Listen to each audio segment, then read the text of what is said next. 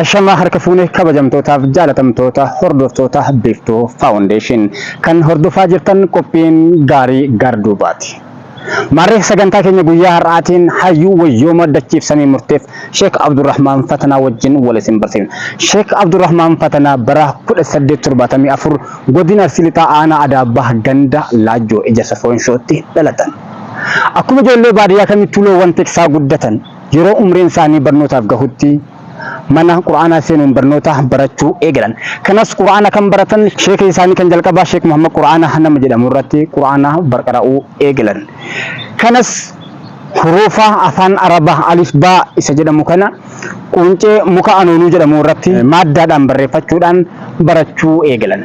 Erga hurufa yookiin qubee kana geessanii booda lawhii irratti Qur'aana barreeffatanii barachuu eegalan hanga suuraa Ankabuut jechuudha.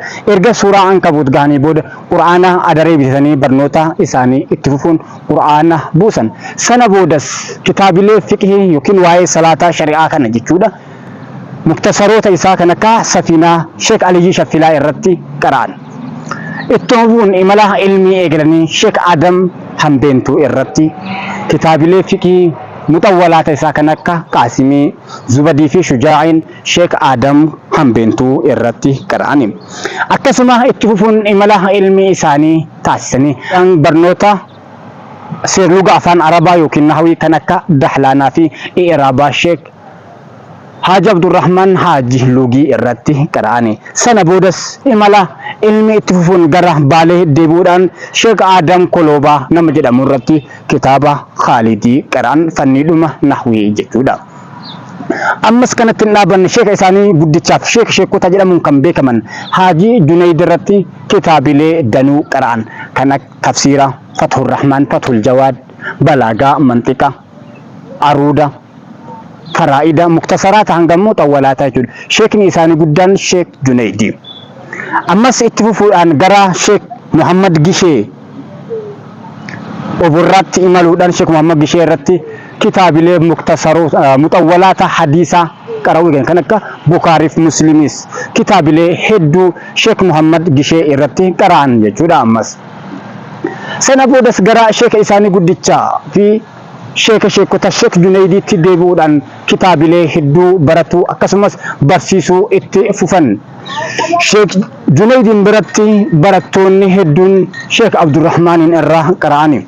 Isaan irratti baratanii jamaan hedduu barnoota isaaniitiif achi turan.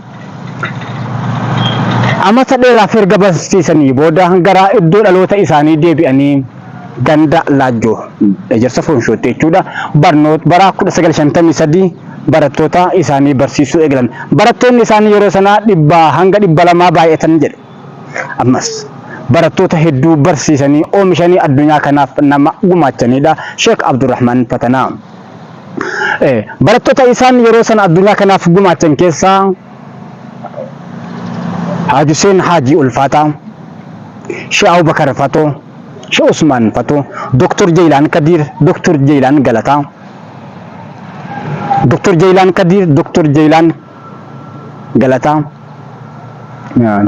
Dr. Jaylaan Kadir, Dr. Kamal Galatuu fi akkasuma Dr. Abdul Jalil Haji Yahyaa Muhammad barattoota isaanii keessa isaan muraasa.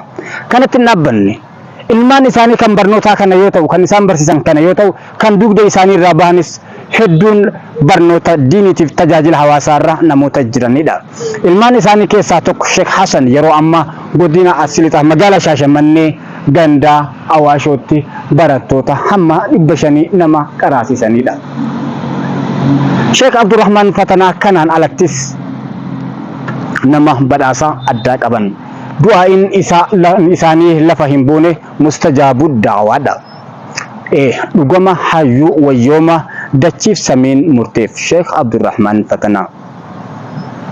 Sirna nama nyaataa asiin dura hedduu keessattis kabajamaa turan. Hayila Sillaasee keessatti yeroo daa'imaaf dhadhaadhaan mootummaa sana gabbaran. Sisoo hojjetanii guuraa fi turan keessa Sheek Abdurrahmaan Fatanaa guyyaa takka fidanii fi yookiin kennanii fi hin beekane. Qondaalonni yeroo sana balabbaatonni gandarra olii gaddeemuudhaan موتما إساني تفوان كان نقولن شيخ عبد الرحمن بردفني برتوتا إساني أرجاني قافتني من داك أبن نجرني قافتن لك من داهن كمان جنان مارة جبر إساني من دا إساني حتاو إرام فورنا جانين سرنا درجو كيسس أكسما جبر توكو إرام فورنا سرنا يا دك كيسس أكسما تكيتين تكلف إساني تنورني شيخ عبد الرحمن فتنا لا فإكتار كل شيء قبل تكيتي تكتم مرة سرني دفندو ويوما سرني دبره كنف مريف عن الراهي ملكو جدي كبجا إساني ويوما إساني ترسي سافي نما تريدا شيخ عبد الرحمن فتنا لقما حيوما ويوما دتشيف سمي مرتب هندا تجالت كريستانا إسلام وسونجن يدبرت سونجن إسانيس إلمان كيه جدني همتني لبت كابتني هندا فو دعاء جدن إبمان هدون دعاء إسانين فييرا كولول هدون سوا إساني تين على رمير جار ساب جارتي ولبن هدون ولتي على رسني جدن لقما حيو ويوم مرميف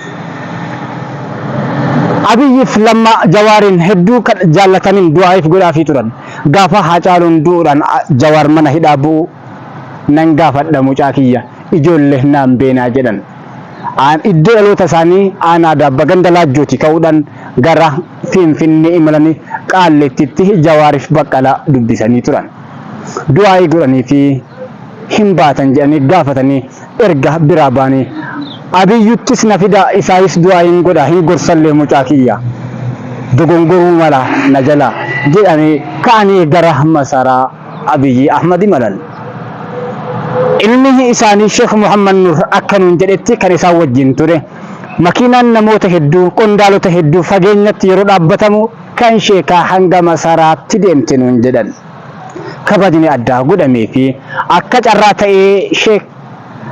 carraa ta'ee abiyyi ahmad gaafasan dubaay deemee jira isa argachuu hin dandeenye dammaqee mukunnan itti aanaa isaa dubbisuun wajjin haasanii gorsanii fi waan dhaamuu qaban dhaamanii fi du'aa'ii godhanii fi jabaadhaa biyyi tun amaanaa isin harka jirti jedhaniini birraa bayani eeyye dhugama hayyuu wayyooma dachiif samii murteef rabbitu jaalate warri lafaas jaallate kun shakkii tokko hin qabu sheekh abdurrahmaan fatanaa yeroo amma nama umriin isaanii waggaa 140 oliiti dhukkubsatanii sirriirra jiru mangudduma wajjinis rabbiin afiyaa haa kennu du'aayii kadhaafi hundi keessanuu kan itti dhiheenya jirtan ammas du'aayii irraa fudhadhaa isaanis dhaqa